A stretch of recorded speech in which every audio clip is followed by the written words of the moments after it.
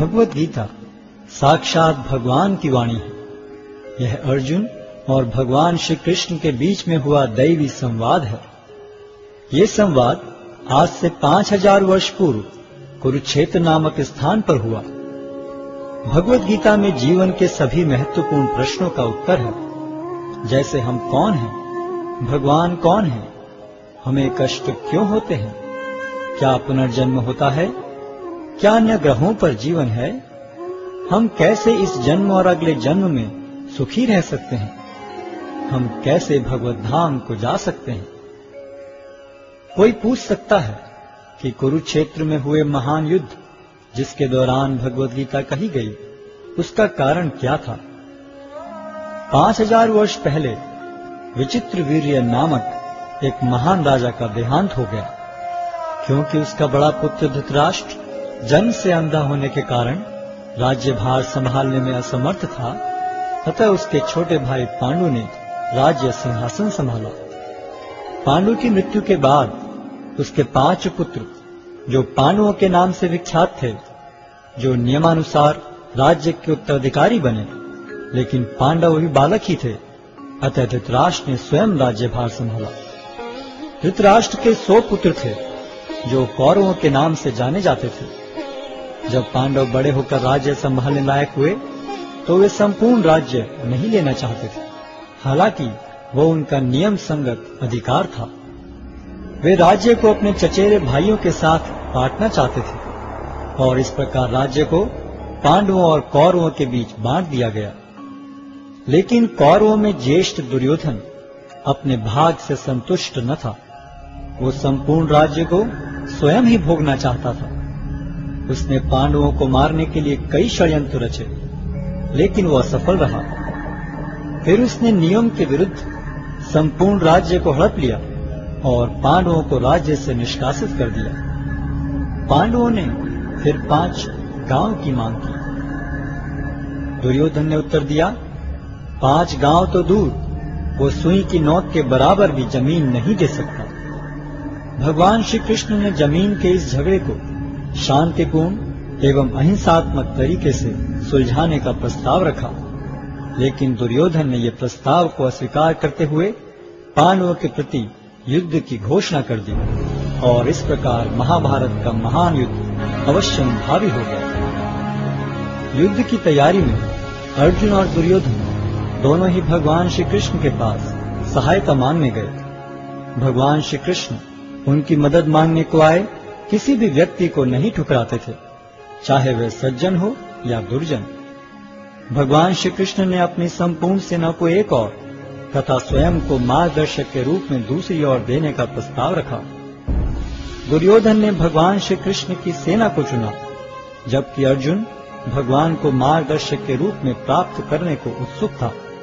इस प्रकार भगवान श्री कृष्ण अर्जुन के मार्गदर्शक तथा सारथी बने। युद्ध स्थल में अर्जुन एक दुविधा में पड़ गया कि वह अपने अधिकारों के लिए लड़े, जिसके लिए आवश्यक था अपने ही स्वजनों का वध, या युद्ध भूमि से पलायन कर दुष्ट दुर्योधन को राज्य पर शासन करने दे। अर्जुन अपने को इस दुविधा से बाहर निकालने में असमर्थ पाकर भगवान श्री कृष्ण की शरण लेता है। शरणागत आए अपने मित्र एवं भक्त अर्जुन को भगवान श्री कृष्ण भगवत गीता के दिव्य उपदेश द्वारा इस दुविधा से उबारते हैं और श्रीमद् भगवत गीता के माध्यम से अर्जुन के ही समान अपनी शरण में आए सभी भक्तों का गीता महात्म्य के अनुसार भगवत गीता दिव्य साहित्य है, जिसको ध्यान पूर्वक पढ़ना चाहिए। गीता शास्त्रमिदं पुण्यम यह पठेत प्रयतः पुमान्। यदि कोई भगवत गीता के उपदेशों का पालन करे तो वह जीवन के दुखों तथा चिंताओं से मुक्त हो सकता है। भय शोकादि वर्जितः, वह इस जीवन में सारे भय से मुक्त हो जाएगा और उसका अगला जीवन आध्यात्मिक होगा। गीताध्ययनशीलस्य प्राणायाम परस्य च नैव सन्ति ही पापानि पूर्व जन्म कृतानि च। यदि कोई भगवत गीता को निष्ठा तथा गंभीरता के साथ पढ़ता है तो भगवान की कृपा से उसके सारे पूर्व दुष्कर्मों के फलों का उस पर कोई प्रभाव नहीं पड़ता। मलिने मोचनम पुंसाम जल स्नानम दिने दिने सकृत गीतामृत स्नानम संसारमलम नाशनम। मनुष्य जल में स्नान करके नित्य अपने को स्वच्छ कर सकता है, लेकिन यदि कोई भगवद गीता रूपी पवित्र गंगा जल में एक बार भी स्नान कर ले तो वह भव सागर की मलिनता से सदा सदा के लिए मुक्त हो जाता है। गीता सुगीता कर्तव्या किमन्यै शास्त्र विस्तरई या स्वयं पद्मनाभस्य मुख पद्मादिनिस्सता। चूंकि भगवद गीता भगवान के मुख से निकली है, अतएव किसी को अन्य वैदिक साहित्य पढ़ने की आवश्यकता नहीं रहती। उसे केवल भगवद गीता का ही ध्यान पूर्वक तथा मनोयोग से श्रवण तथा पठन करना चाहिए। वर्तमान युग में लोग सांसारिक कार्यों में इतने व्यस्त हैं कि उनके लिए समस्त वैदिक साहित्य का अध्ययन कर पाना संभव नहीं रह गया है, परंतु इसकी आवश्यकता भी नहीं है। केवल एक पुस्तक भगवद गीता ही पर्याप्त है, क्योंकि यह समस्त वैदिक ग्रंथों का सार है और इसका प्रवचन भगवान ने किया है। भारतामृत सर्वस्वम विष्णु वक्राद्विनिश्चितम गीता गंगोदकम पीत्वा पुनर्जन्म न विद्यते। जो गंगा जल पीता है उसे मुक्ति मिलती है, अतएव उसके लिए क्या कहा जाए जो भगवद गीता का अमृत पान करता हो। सर्वोपनिषदो गावो दोग्धा गोपाल नंदनः पार्थो वत्सः सुधीर भोक्ता दुग्धम गीतामृतम महत्। यह गीतोपनिषद भगवद गीता जो समस्त उपनिषदों का सार है, गाय के तुल्य है और ग्वाल बाल के रूप में विख्यात भगवान कृष्ण इस गाय को दुह रहे हैं। अर्जुन बछड़े के समान है और सारे विद्वान तथा शुद्ध भक्त भगवद गीता के अमृतमय दूध का पान करने वाले हैं। एकम शास्त्रम देवकी पुत्र गीतम एको देवो देवकी पुत्र एव एको मंत्रस्य तस्य नामानि यानि कर्माप्येकम तस्य देवस्य सेवा। आज के युग में लोग एक शास्त्र, एक ईश्वर, एक धर्म तथा एक वृत्ति के लिए अत्यंत उत्सुक हैं। अतएव एकम शास्त्रम देवकी पुत्र गीतम, केवल एक शास्त्र भगवद गीता हो जो सारे विश्व के लिए हो। एको देवो देवकी पुत्र एव, सारे विश्व के लिए एक ईश्वर हो श्री कृष्ण। एको मंत्रस्य तस्य नामानि यानि, और एक मंत्र एक प्रार्थना हो उनके नाम का कीर्तन। हरे कृष्ण कृष्ण कृष्ण हरे हरे, हरे राम राम राम हरे हरे। कर्माप्येकम तस्य देवस्य सेवा, और केवल एक ही कार्य हो, भगवान की सेवा।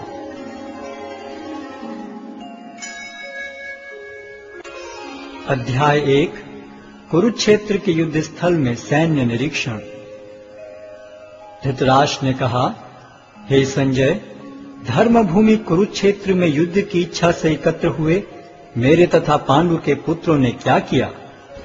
संजय ने कहा, हे राजन, पांडु पुत्रों द्वारा सेना की व्यूह रचना देखकर राजा दुर्योधन अपने गुरु के पास गया और उसने ये शब्द कहे, हे आचार्य, पांडु पुत्रों की विशाल सेना को देखें, जिसे आपके बुद्धिमान शिष्य द्रुपद के पुत्र ने इतने कौशल से व्यवस्थित किया है। इस सेना में भीम तथा अर्जुन के समान युद्ध करने वाले अनेक वीर धनुर्धर हैं, यथा महारथी युयुधान, विराट तथा द्रुपद। इनके साथ ही धृष्टकेतु, चेकितान, काशीराज, पुरुजित, कुंतीभोज तथा शैब्य जैसे महान शक्तिशाली योद्धा भी हैं। पराक्रमी युधामन्यु, अत्यंत शक्तिशाली उत्तमौजा, सुभद्रा का पुत्र तथा द्रौपदी के पुत्र, ये सभी महारथी हैं। किंतु हे ब्राह्मण श्रेष्ठ, आपकी सूचना के लिए मैं अपनी सेना के उन नायकों के विषय में बताना चाहूंगा जो मेरी सेना को संचालित करने में विशेष रूप से निपुण हैं। मेरी सेना में स्वयं आप, भीष्म, कर्ण, कृपाचार्य, अश्वत्थामा, विकर्ण तथा सोमदत्त का पुत्र भूरिश्रवा आदि हैं, जो युद्ध में सदैव विजयी रहे हैं। ऐसे अनेक वीर भी हैं जो मेरे लिए अपना जीवन त्याग करने के लिए उद्यत हैं। वे विविध प्रकार के हथियारों से सुसज्जित हैं और युद्ध विद्या में निपुण हैं। हमारी शक्ति अपरिमेय है और हम सब पितामह द्वारा भली भांति संरक्षित हैं, जबकि पांडवों की शक्ति भीम द्वारा भली भांति संरक्षित होकर भी सीमित है। अतएव सैन्य व्यूह में अपने अपने मोर्चों पर खड़े रहकर आप सभी भीष्म पितामह को पूरी सहायता दें।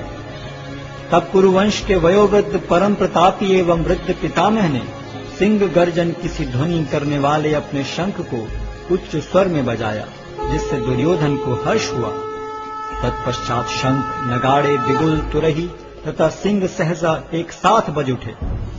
वह समवेत स्वर अत्यंत कोलाहलपूर्ण था। दूसरी ओर से श्वेत घोड़ों द्वारा खींचे जाने वाले विशाल रथ पर आसीन कृष्ण तथा अर्जुन ने अपने अपने दिव्य शंख बजाए। भगवान कृष्ण ने अपना पांचजन्य शंख बजाया, अर्जुन ने देवदत्त शंख तथा अति भौजी एवं अति मानवीय कार्य करने वाले भीम ने पौंड्र नामक भयंकर शंख बजाया। हे राजन, कुंती पुत्र राजा युधिष्ठिर ने अपना अनंत विजय नामक शंख बजाया तथा नकुल और सहदेव ने सुघोष एवं मणिपुष्पक शंख बजाए। महान धनुर्धर काशीराज, परम योद्धा शिखंडी, धृष्टद्युम्न, विराट, अजय सात्यकी, द्रुपद, द्रौपदी के पुत्र तथा सुभद्रा के महाबाहु पुत्र आदि सबों ने अपने अपने शंख बजाए। इन विभिन्न शंखों की ध्वनि कोलाहलपूर्ण बन गई, जो आकाश तथा पृथ्वी को शब्दायमान करती हुई धृतराष्ट्र के पुत्रों के हृदय को विदीर्ण करने लगी। उस समय हनुमान से अंकित ध्वजा लगे रथ पर आसीन पांडुपुत्र अर्जुन अपना धनुष उठाकर तीर चलाने के लिए उद्यत हुआ। हे राजन, धृतराष्ट्र के पुत्रों को व्यूह में खड़ा देखकर अर्जुन ने श्री कृष्ण से ये वचन कहे। अर्जुन ने कहा, हे अच्युत, कृपा करके मेरा रथ दोनों सेनाओं के बीच ले चलें, जिससे मैं यहाँ उपस्थित युद्ध की अभिलाषा रखने वालों को और शस्त्रों की इस महान परीक्षा में जिनसे मुझे संघर्ष करना है उन्हें देख सकूं। मुझे उन लोगों को देखने दीजिए जो यहाँ पर धृतराष्ट्र के दुर्बुद्धि पुत्र दुर्योधन को प्रसन्न करने की इच्छा से लड़ने के लिए आए हुए हैं। संजय ने कहा, हे भरतवंशी, अर्जुन द्वारा इस प्रकार संबोधित किए जाने पर भगवान कृष्ण ने दोनों दलों के बीच में उस उत्तम रथ को लाकर खड़ा कर दिया। भीष्म, द्रोण तथा विश्व भर के अन्य समस्त राजाओं के सामने भगवान ने कहा कि हे पार्थ, यहाँ पर एकत्र सारे कुरुओं को देखो। अर्जुन ने वहां पर दोनों पक्षों की सेनाओं के मध्य में अपने चाचा ताऊओं, पितामहों, गुरुओं, मामाओं, भाइयों, पुत्रों, पौत्रों, मित्रों, ससुरों और शुभ चिंतकों को भी देखा। जब कुंती पुत्र अर्जुन ने मित्रों तथा संबंधियों की इन विभिन्न श्रेणियों को देखा तो वह करुणा से अभिभूत हो गया और इस प्रकार बोला। अर्जुन ने कहा, हे कृष्ण, इस प्रकार युद्ध की इच्छा रखने वाले अपने मित्रों तथा संबंधियों को अपने समक्ष उपस्थित देखकर मेरे शरीर के अंग कांप रहे हैं और मेरा मुख सूखा जा रहा है। मेरा सारा शरीर कांप रहा है, मेरे रोंगटे खड़े हो रहे हैं, मेरा गांडीव धनुष मेरे हाथ से सरक रहा है और मेरी त्वचा जल रही है। मैं यहाँ अब और अधिक खड़ा रहने में असमर्थ हूँ। मैं अपने को भूल रहा हूँ और मेरा सिर चकरा रहा है। हे कृष्ण, मुझे तो केवल अमंगल के कारण दिख रहे हैं। हे कृष्ण, इस युद्ध में अपने ही स्वजनों का वध करने से न तो मुझे कोई अच्छाई दिखती है और न मैं उससे किसी प्रकार की विजय, राज्य या सुख की इच्छा रखता हूँ। हे गोविंद, हमें राज्य, सुख अथवा इस जीवन से क्या लाभ, क्योंकि जिन सारे लोगों के लिए हम उन्हें चाहते हैं वे ही इस युद्ध भूमि में खड़े हैं। हे मधुसूदन, जब गुरुजन, पितृगण, पुत्रगण, पितामह, मामा, ससुर, पौत्रगण, साले तथा अन्य सारे संबंधी अपना अपना धन एवं प्राण देने के लिए तत्पर हैं और मेरे समक्ष खड़े हैं, तो फिर मैं इन सब को क्यों मारना चाहूंगा, भले ही वे मुझे क्यों न मार डालें। हे जीवों के पालक, मैं इन सबों से लड़ने को तैयार नहीं, भले ही बदले में मुझे तीनों लोग क्यों न मिलते हों। इस पृथ्वी की तो बात ही छोड़ दें। भला धृतराष्ट्र के पुत्रों को मारकर हमें कौन सी प्रसन्नता मिलेगी। यदि हम ऐसे आतताइयों का वध करते हैं तो हम पर पाप चढ़ेगा अतः यह उचित नहीं होगा कि हम धृतराष्ट्र के पुत्रों तथा उनके मित्रों का वध करें। हे लक्ष्मीपति कृष्ण, इससे हमें क्या लाभ होगा और अपने ही कुटुंबियों को मारकर हम किस प्रकार सुखी हो सकते हैं। हे जनार्दन, यद्यपि लोक से अभिभूत चित्त वाले ये लोग अपने परिवार को मारने या अपने मित्रों से द्रोह करने में कोई दोष नहीं देखते, किंतु हम लोग जो परिवार के विनष्ट करने में अपराध देख सकते हैं, ऐसे पाप कर्मों में क्यों प्रवृत्त हों। कुल का नाश होने पर सनातन कुल परंपरा नष्ट हो जाती है और इस तरह शेष कुल भी अधर्म में प्रवृत्त हो जाता है। हे कृष्ण, जब कुल में अधर्म प्रमुख हो जाता है तो कुल की स्त्रियां दूषित हो जाती हैं और स्त्रीत्व के पतन से हे वृष्णिवंशी अवांछित संतानें उत्पन्न होती हैं। अवांछित संतानों की वृद्धि से निश्चय ही परिवार के लिए तथा पारिवारिक परंपरा को विनष्ट करने वालों के लिए नारकीय जीवन उत्पन्न होता है। ऐसे पतित कुलों के पुरखे गिर जाते हैं, क्योंकि उन्हें जल तथा पिंडदान देने की क्रियाएं समाप्त हो जाती हैं। जो लोग कुल परंपरा को विनष्ट करते हैं और इस तरह अवांछित संतानों को जन्म देते हैं, उनके दुष्कर्मों से समस्त प्रकार की सामुदायिक योजनाएं तथा पारिवारिक कल्याण कार्य विनष्ट हो जाते हैं। हे प्रजापालक कृष्ण, मैंने गुरु परंपरा से सुना है कि जो लोग कुल धर्म का विनाश करते हैं वे सदैव नरक में वास करते हैं। ओहो, कितने आश्चर्य की बात है कि हम सब जघन्य पाप कर्म करने के लिए उद्यत हो रहे हैं। राज्य सुख भोगने की इच्छा से प्रेरित होकर हम अपने ही संबंधियों को मारने पर तुले हैं। यदि शस्त्रधारी धृतराष्ट्र के पुत्र मुझ निहत्थे तथा रणभूमि में प्रतिरोध न करने वाले को मारें तो यह मेरे लिए श्रेयस्कर होगा।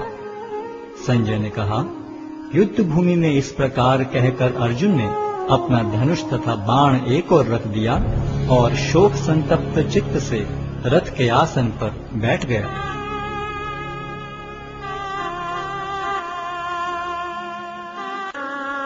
अध्याय 2 गीता का सार। संजय ने कहा, करुणा से व्याप्त शोकयुक्त अश्रुपूरित नेत्रों वाले अर्जुन को देखकर मधुसूदन कृष्ण ने ये शब्द कहे। श्री भगवान ने कहा, हे अर्जुन, तुम्हारे मन में यह कलमश आया कैसे? यह उस मनुष्य के लिए तनिक भी अनुकूल नहीं है जो जीवन के मूल्य को जानता हो। इससे उच्च लोक की नहीं अपितु अपयश की प्राप्ति होती है। हे प्रतापुत्र, इस हीन नपुंसकता को प्राप्त मत हो, यह तुम्हें शोभा नहीं देती। हे शत्रुओं के दमन करता, हृदय की शुद्ध दुर्बलता को त्याग कर युद्ध के लिए खड़े हो। अर्जुन ने कहा, हे शत्रुहंता, हे मधुसूदन, मैं युद्ध भूमि में किस तरह भीष्म तथा द्रोण जैसे पूजनीय व्यक्तियों पर उलटकर बाण चलाऊंगा। ऐसे महापुरुषों को जो मेरे गुरु हैं, उन्हें मारकर जीने की अपेक्षा इस संसार में भीख मांगकर खाना अच्छा है। भले ही वे सांसारिक लाभ के इच्छुक हों, किंतु हैं तो गुरुजन ही। यदि उनका वध होता है तो हमारे द्वारा भोग्य प्रत्येक वस्तु उनके रक्त से सनी होगी। हम यह भी नहीं जानते कि हमारे लिए क्या श्रेष्ठ है, उनको जीतना या उनके द्वारा जीते जाना। यदि हम धृतराष्ट्र के पुत्रों का वध कर देते हैं तो हमें जीवित रहने की आवश्यकता नहीं है, फिर भी वे युद्ध भूमि में हमारे समक्ष खड़े हैं। अब मैं अपनी कृपण दुर्बलता के कारण अपना कर्तव्य भूल गया हूँ और सारा धैर्य खो चुका हूँ। ऐसी अवस्था में मैं आपसे पूछ रहा हूँ कि जो मेरे लिए श्रेयस्कर हो उससे निश्चित रूप से बताएं। अब मैं आपका शिष्य हूँ और आपका शरणागत हूँ, कृपया मुझे उपदेश दें। मुझे ऐसा कोई साधन नहीं दिखता जो मेरी इंद्रियों को सुखाने वाले इस शोक को दूर कर सके। स्वर्ग पर देवताओं के अधिपत्य की तरह इस धन धान्य संपन्न सारी पृथ्वी पर निष्कंटक राज्य प्राप्त करके भी मैं इस शोक को दूर नहीं कर सकूंगा। संजय ने कहा, इस प्रकार कहने के बाद शत्रुओं का दमन करने वाला अर्जुन कृष्ण से बोला, हे गोविंद, मैं युद्ध नहीं करूंगा, और चुप हो गया।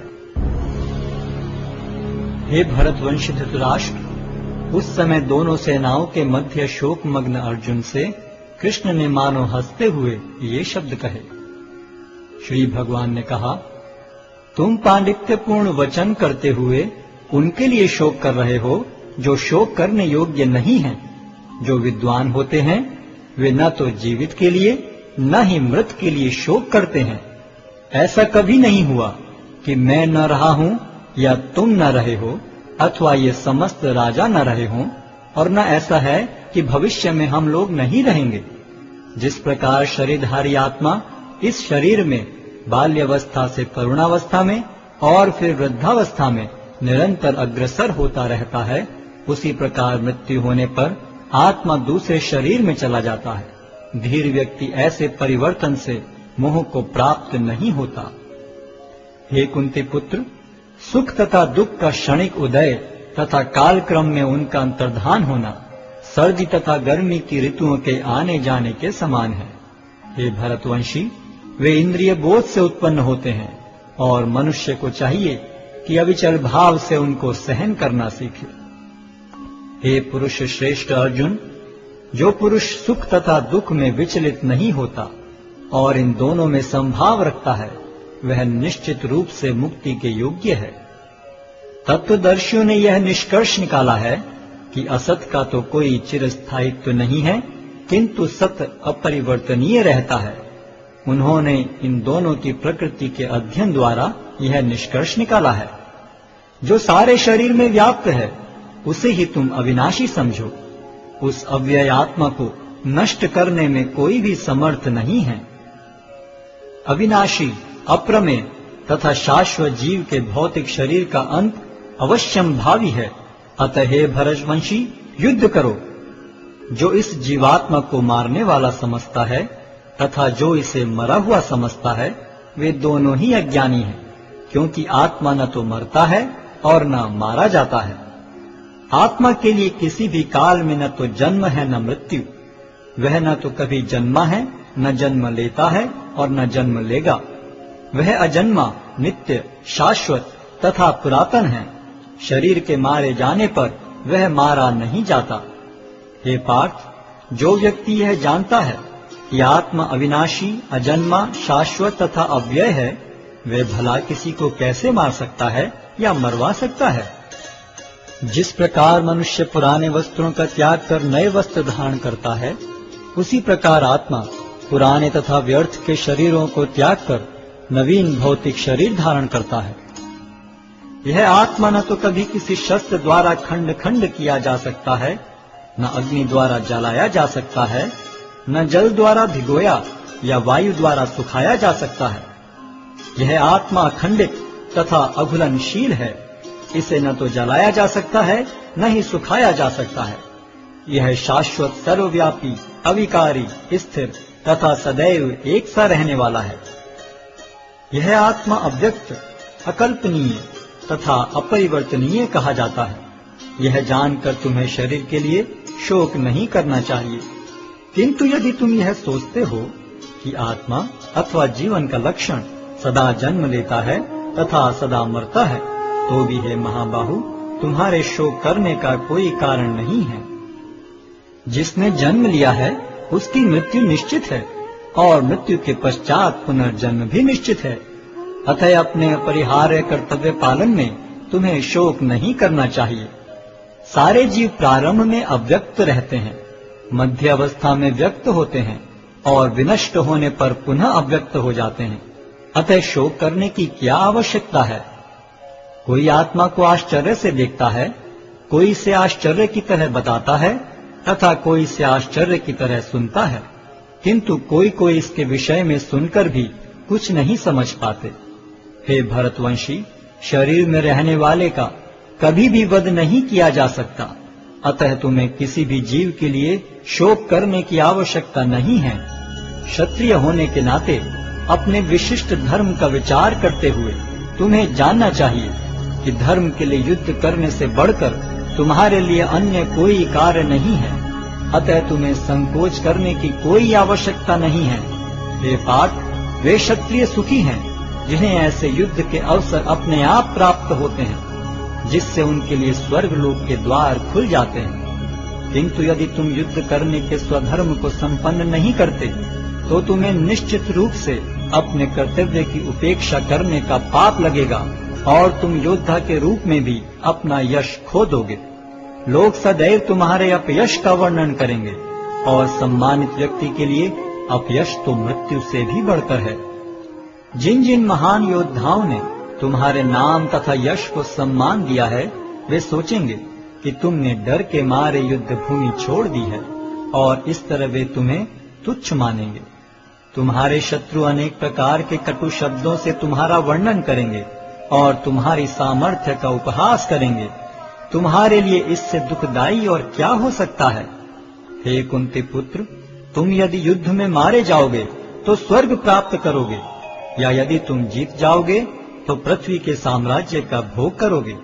अतः दृढ़ संकल्प करके खड़े हो और युद्ध करो। तुम सुख या दुख, हानि या लाभ, विजय या पराजय का विचार किए बिना युद्ध के लिए युद्ध करो। ऐसा करने पर तुम्हें कोई पाप नहीं लगेगा। यहाँ मैंने वैश्लेषिक अध्ययन द्वारा इस ज्ञान का वर्णन किया है। अब निष्काम भाव से कर्म करना बता रहा हूँ, उसे सुनो। हे प्रताप पुत्र, तुम यदि ऐसे ज्ञान से कर्म करोगे तो तुम कर्मों के बंधन से अपने को मुक्त कर सकते हो। इस प्रयास में न तो हानि होती है न ही ह्रास, अपितु इस पथ पर की गई अल्प प्रगति भी महान भय से रक्षा कर सकती है। जो इस मार्ग पर चलते हैं वे प्रयोजन में दृढ़ रहते हैं और उनका लक्ष्य भी एक होता है। हे कुरुनंदन, जो दृढ़ प्रतिज्ञ नहीं है उनकी बुद्धि अनेक शाखाओं में विभक्त रहती है। अल्पज्ञानी मनुष्य वेदों के उन अलंकारिक शब्दों के प्रति अत्यधिक आसक्त रहते हैं जो स्वर्ग की प्राप्ति, अच्छे जन्म, शक्ति इत्यादि के लिए विविध सकाम कर्म करने की संस्तुति करते हैं। इंद्रिय तृप्ति तथा ऐश्वर्य में जीवन की अभिलाषा के कारण वे कहते हैं कि इससे बढ़कर और कुछ नहीं है। जो लोग इंद्रिय भोग तथा भौतिक ऐश्वर्य के प्रति अत्यधिक आसक्त होने से ऐसी वस्तुओं से मोहग्रस्त हो जाते हैं, उनके मनों में भगवान के प्रति भक्ति का दृढ़ निश्चय नहीं होता। वेदों में मुख्यतः प्रकृति के तीनों गुणों का वर्णन हुआ है। हे अर्जुन, इन तीनों गुणों से ऊपर उठो, समस्त द्वैतों और लाभ तथा सुरक्षा की सारी चिंताओं से मुक्त होकर आत्मपरायण बनो। एक छोटे से कूप का सारा कार्य एक विशाल जलाशय से तुरंत पूरा हो जाता है। इसी प्रकार वेदों के आंतरिक तात्पर्य जानने वाले को उनके सारे प्रयोजन सिद्ध हो जाते हैं। तुम्हें अपना कर्म करने का अधिकार है, किंतु कर्म के फलों के तुम अधिकारी नहीं हो। तुम न तो कभी अपने आप को अपने कर्मों के फलों का कारण मानो, न ही कर्म न करने में कभी आसक्त हो। हे अर्जुन, जय अथवा पराजय की समस्त आसक्ति त्याग कर समभाव से अपना कर्म करो, ऐसी समता योग कहलाती है। हे धनंजय, भक्ति के द्वारा समस्त गर्हित कर्मों से दूर रहो और उसी भाव से भगवान की शरण ग्रहण करो। जो व्यक्ति अपने सकाम कर्म फलों को भोगना चाहते हैं वे कृपण हैं। भक्ति में संलग्न मनुष्य इस जीवन में ही अच्छे तथा बुरे कार्यों से अपने को मुक्त कर लेता है। अतः योग के लिए प्रयत्न करो, क्योंकि सारा कार्य कौशल यही है। इस तरह भगवत भक्ति में लगे रहकर बड़े बड़े ऋषि, मुनि अथवा भक्तगण अपने आप को इस भौतिक संसार में कर्म के फलों से मुक्त कर लेते हैं। इस प्रकार वे जन्म मृत्यु के चक्र से छूट जाते हैं और भगवान के पास जाकर उस अवस्था को प्राप्त करते हैं जो समस्त दुखों से परे है। जब तुम्हारी बुद्धि मोह रूपी सघन वन को पार कर जाएगी तो तुम सुने हुए तथा सुनने योग्य सब के प्रति अन्य मनस्क हो जाओगे।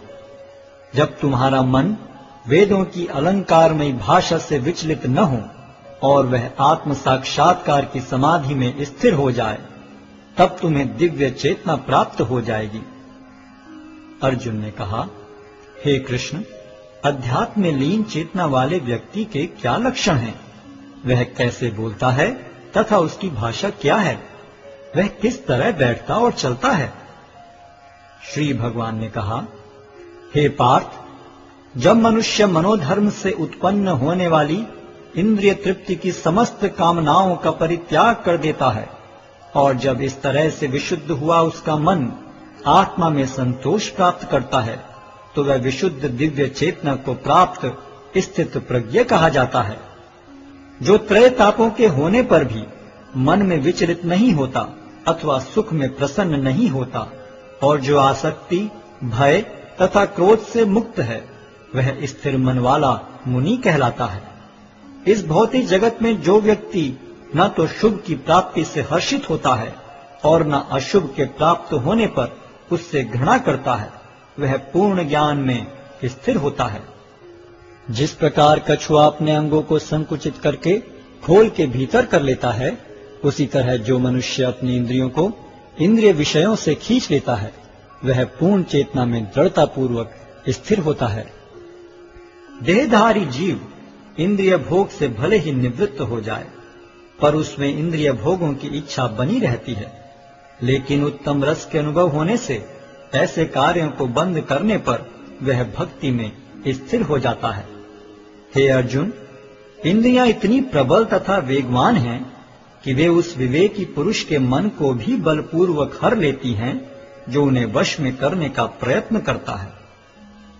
जो इंद्रियों को पूर्णतया वश में रखते हुए इंद्रिय संयम करता है और अपनी चेतना को मुझ में स्थिर कर देता है, वह मनुष्य स्थिर बुद्धि कहलाता है। इंद्रिय विषयों का चिंतन करते हुए मनुष्य की उनमें आसक्ति उत्पन्न हो जाती है, और ऐसी आसक्ति से काम उत्पन्न होता है, और फिर काम से क्रोध प्रकट होता है। क्रोध से पूर्ण मोह उत्पन्न होता है, और मोह से स्मरण शक्ति का विभ्रम हो जाता है। जब स्मरण शक्ति भ्रमित हो जाती है, तो बुद्धि नष्ट हो जाती है, और बुद्धि नष्ट होने पर मनुष्य भवकूप में पुनः गिर जाता है। किंतु समस्त राग तथा द्वेष से मुक्त एवं अपनी इंद्रियों को संयम द्वारा वश में करने में समर्थ व्यक्ति भगवान की पूर्ण कृपा प्राप्त कर सकता है। इस प्रकार से कृष्ण भावनामृत में तुष्ट व्यक्ति के लिए संसार के तीनों ताप नष्ट हो जाते हैं, और ऐसी तुष्ट चेतना होने पर उसकी बुद्धि शीघ्र ही स्थिर हो जाती है। जो कृष्ण भावनामृत में परमेश्वर से संबंधित नहीं है, उनकी न तो बुद्धि दिव्य होती है और न ही मन स्थिर होता है, जिसके बिना शांति की कोई संभावना नहीं है। शांति के बिना सुख हो भी कैसे सकता है। जिस प्रकार पानी में तैरती नाव को प्रचंड वायु दूर बहा ले जाती है, उसी प्रकार विचरणशील इंद्रियों में से कोई एक जिस पर मन निरंतर लगा रहता है, मनुष्य की बुद्धि को हर लेती है। अतः हे महाबाहु, जिस पुरुष की इंद्रियां अपने अपने विषयों से सब प्रकार से विरत होकर उसके वश में है, उसी की बुद्धि निस्संदेह स्थिर है। जो सब जीवों के लिए रात्रि है, वह आत्म संयमी के जागने का समय है, और जो समस्त जीवों के जागने का समय है, वह आत्मनिरीक्षक मुनि के लिए रात्रि है। जो पुरुष समुद्र में निरंतर प्रवेश करती रहने वाली नदियों के समान इच्छाओं के निरंतर प्रवाह से विचलित नहीं होता और जो सदैव स्थिर रहता है, वही शांति प्राप्त कर सकता है, वह नहीं जो ऐसी इच्छाओं को तुष्ट करने की चेष्टा करता हो। जिस व्यक्ति ने इंद्रिय तृप्ति की समस्त इच्छाओं का परित्याग कर दिया है, जो इच्छाओं से रहित रहता है, और जिसने सारी ममता त्याग दी है तथा अहंकार से रहित है, वही वास्तविक शांति को प्राप्त कर सकता है। यह आध्यात्मिक तथा ईश्वरीय जीवन का पथ है, जिसे प्राप्त करके मनुष्य मोहित नहीं होता। यदि कोई जीवन के अंतिम समय में भी इस तरह स्थित हो, तो वह भगवत धाम में प्रवेश कर सकता है। अध्याय 3 कर्मयोग। अर्जुन ने कहा, हे जनार्दन, हे केशव, यदि आप बुद्धि को सकाम कर्म से श्रेष्ठ समझते हैं, तो फिर आप मुझे इस घोर युद्ध में क्यों लगाना चाहते हैं? आपके व्यामिश्रित उपदेशों से मेरी बुद्धि मोहित हो रही है। अतः कृपा करके निश्चय पूर्वक मुझे बताएं कि इनमें से मेरे लिए सर्वाधिक श्रेयस्कर क्या होगा। श्री भगवान ने कहा, हे निष्पाप अर्जुन, मैं पहले ही बता चुका हूं कि आत्म साक्षात्कार का प्रयत्न करने वाले दो प्रकार के पुरुष होते हैं। कुछ इसे ज्ञान योग द्वारा समझने का प्रयत्न करते हैं, तो कुछ भक्तिमय सेवा के द्वारा। न तो कर्म से विमुख होकर कोई कर्मफल से छुटकारा पा सकता है, और न केवल संन्यास से सिद्धि प्राप्त की जा सकती है। प्रत्येक व्यक्ति को प्रकृति से अर्जित गुणों के अनुसार विवश होकर कर्म करना पड़ता है। अतः कोई भी एक क्षण भर के लिए भी बिना कर्म किए नहीं रह सकता। जो कर्म इंद्रियों को वश में तो करता है, किंतु जिसका मन इंद्रिय विषयों का चिंतन करता रहता है, वह निश्चित रूप से स्वयं को धोखा देता है और मिथ्याचारी कहलाता है। दूसरी ओर यदि कोई निष्ठावान व्यक्ति अपने मन के द्वारा कर्मेंद्रियों को वश में करने का प्रयत्न करता है और बिना किसी आसक्ति के कर्मयोग प्रारंभ करता है, तो वह अति उत्कृष्ट है। अपना नियत कर्म करो, क्योंकि कर्म न करने की अपेक्षा कर्म करना श्रेष्ठ है। कर्म के बिना तो शरीर निर्वाह भी नहीं हो सकता। श्री विष्णु के लिए यज्ञ रूप में कर्म करना चाहिए, अन्यथा कर्म के द्वारा इस भौतिक जगत में बंधन उत्पन्न होता है। अतः हे कुंती पुत्र, उनकी प्रसन्नता के लिए अपने नियत कर्म करो। इस तरह तुम बंधन से सदा मुक्त रहोगे। सृष्टि के प्रारंभ में समस्त प्राणियों के स्वामी ने विष्णु के लिए यज्ञ सहित मनुष्यों तथा देवताओं की संततियों को रचा और उनसे कहा, तुम इस यज्ञ से सुखी रहो, क्योंकि इसके करने से तुम्हें सुखपूर्वक रहने तथा मुक्ति प्राप्त करने के लिए समस्त वांछित वस्तुएं प्राप्त हो सकेंगी। यज्ञों के द्वारा प्रसन्न होकर देवता तुम्हें भी प्रसन्न करेंगे और इस तरह मनुष्यों तथा देवताओं के मध्य सहयोग से सबों को संपन्नता प्राप्त होगी। जीवन की विभिन्न आवश्यकताओं की पूर्ति करने वाले विभिन्न देवता यज्ञ संपन्न होने पर प्रसन्न होकर तुम्हारी सारी आवश्यकताओं की पूर्ति करेंगे, किंतु जो इन उपहारों को देवताओं को अर्पित किए बिना भोगता है, वह निश्चित रूप से चोर है। भगवान के भक्त सभी प्रकार के पापों से मुक्त हो जाते हैं, क्योंकि वे यज्ञ में अर्पित किए भोजन प्रसाद को ही खाते हैं। अन्य लोग जो अपने इंद्रिय सुख के लिए भोजन बनाते हैं, वे निश्चित रूप से पाप खाते हैं। सारे प्राणी अन्न पर आश्रित हैं, जो वर्षा से उत्पन्न होता है। वर्षा यज्ञ संपन्न करने से होती है और यज्ञ नियत कर्मों से उत्पन्न होता है। वेदों में नियमित कर्मों का विधान है और ये वेद साक्षात श्री भगवान से प्रकट हुए हैं। फलतः सर्वव्यापी ब्रह्म यज्ञ कर्मों में सदा स्थित रहता है। हे प्रिय अर्जुन, जो मानव जीवन में इस प्रकार वेदों द्वारा स्थापित यज्ञ चक्र का पालन नहीं करता, वह निश्चय ही पाप में जीवन व्यतीत करता है। ऐसा व्यक्ति केवल इंद्रियों की तुष्टि के लिए व्यर्थ ही जीवित रहता है। किंतु जो व्यक्ति आत्मा में ही आनंद लेता है तथा जिसका जीवन आत्म साक्षात्कार युक्त है और जो अपने में ही पूर्णतया संतुष्ट रहता है, उसके लिए कुछ कारणीय कर्तव्य नहीं होता। स्वरूप सिद्ध व्यक्ति के लिए न तो अपने नियत कर्मों को करने की आवश्यकता रह जाती है, न ऐसा कर्म न करने का कोई कारण ही रह जाता है। उसे किसी अन्य जीव पर निर्भर रहने की आवश्यकता भी नहीं रह जाती। अतः कर्मफल में आसक्त हुए बिना मनुष्य को अपना कर्तव्य समझकर निरंतर कर्म करते रहना चाहिए, क्योंकि अनासक्त होकर कर्म करने से उसे पर ब्रह्म की प्राप्ति होती है। जनक जैसे राजाओं ने केवल नियत कर्मों को करने से ही सिद्धि प्राप्त की। अतः सामान्य जनों को शिक्षित करने की दृष्टि से तुम्हें कर्म करना चाहिए। महापुरुष जो जो आचरण करता है, सामान्य व्यक्ति उसी का अनुसरण करते हैं। वह अपने अनुसरणीय कार्यों से जो आदर्श प्रस्तुत करता है, संपूर्ण विश्व उसका अनुसरण करता है। हे प्रथापुत्र, तीनों लोकों में मेरे लिए कोई भी कर्म नियत नहीं है। न मुझे किसी वस्तु का अभाव है और न आवश्यकता ही है, तो भी मैं नियत कर्म करने में तत्पर रहता हूँ। क्योंकि यदि मैं नियत कर्मों को सावधानी पूर्वक न करूं, तो हे पार्थ, यह निश्चित है कि सारे मनुष्य मेरे पथ का ही अनुगमन करेंगे। यदि मैं नियत कर्म न करूं तो ये सारे लोग नष्ट हो जाएंगे। तब मैं अवांछित जन समुदाय को उत्पन्न करने का कारण हो जाऊंगा और इस तरह संपूर्ण प्राणियों की शांति का विनाशक बनूंगा। जिस प्रकार अज्ञानी जन फल की आसक्ति से कार्य करते हैं, उसी तरह विद्वान जनों को चाहिए कि वे लोगों को उचित पथ पर ले जाने के लिए अनासक्त रहकर कार्य करें। विद्वान व्यक्ति को चाहिए कि वह सकाम कर्मों में आसक्त अज्ञानी पुरुषों को कर्म करने से रोके नहीं, ताकि उनके मन विचलित न हो, अपितु भक्ति भाव से कर्म करते हुए वह उन्हें सभी प्रकार के कार्यों में लगाएं, जिससे कृष्ण भावनामृत का क्रमिक विकास हो।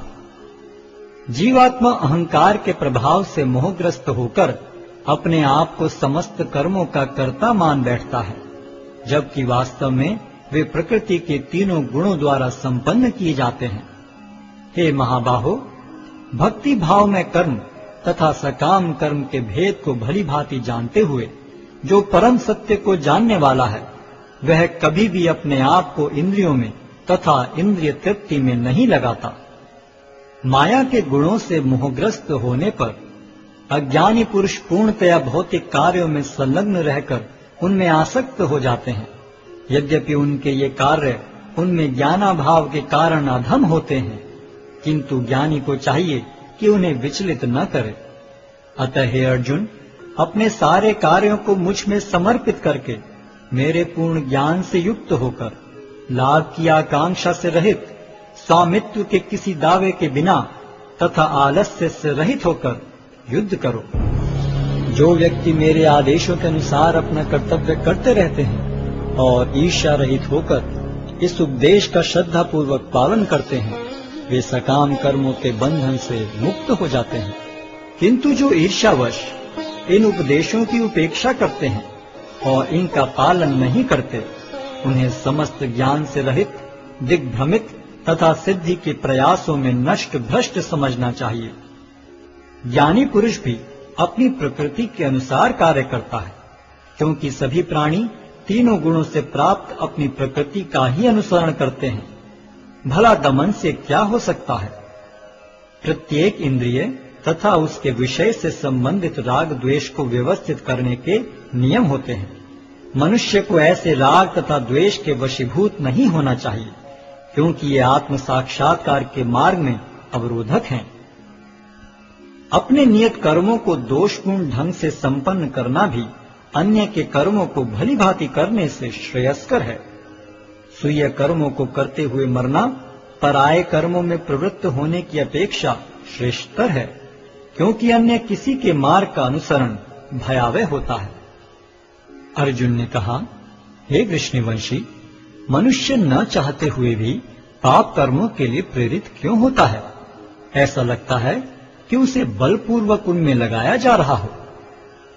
श्री भगवान ने कहा, हे अर्जुन, इसका कारण रजोगुण के संपर्क से उत्पन्न काम है, जो बाद में क्रोध का रूप धारण करता है और जो इस संसार का सर्वभक्षी पापी शत्रु है।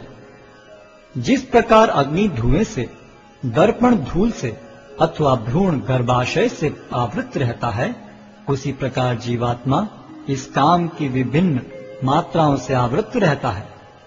इस प्रकार ज्ञान में जीवात्मा की शुद्ध चेतना उसके काम रूपी नित्य शत्रु से ढकी रहती है, जो कभी भी तुष्ट नहीं होता और अग्नि के समान जलता रहता है। इंद्रियां, मन तथा बुद्धि इस काम के निवास स्थान हैं। इनके द्वारा यह काम जीवात्मा के वास्तविक ज्ञान को ढककर उसे मोहित कर लेता है। इसलिए हे भरतवंशियों में श्रेष्ठ अर्जुन, प्रारंभ में ही इंद्रियों को वश में करके इस पाप के महान प्रतीक काम का दमन करो और ज्ञान तथा आत्म साक्षात्कार के इस विनाशकर्ता का वध करो। कर्मेंद्रियां जड़ पदार्थों की अपेक्षा श्रेष्ठ हैं। मन इंद्रियों से बढ़कर है, बुद्धि मन से भी उच्च है और वह आत्मा बुद्धि से भी बढ़कर है। इस प्रकार हे महाबाहु अर्जुन, अपने आप को भौतिक इंद्रियों, मन तथा बुद्धि से परे जानकर और मन को सावधान आध्यात्मिक बुद्धि से स्थिर करके आध्यात्मिक शक्ति द्वारा इस काम रूपी दुर्जय शत्रु को जीतो। अध्याय 4 दिव्य ज्ञान।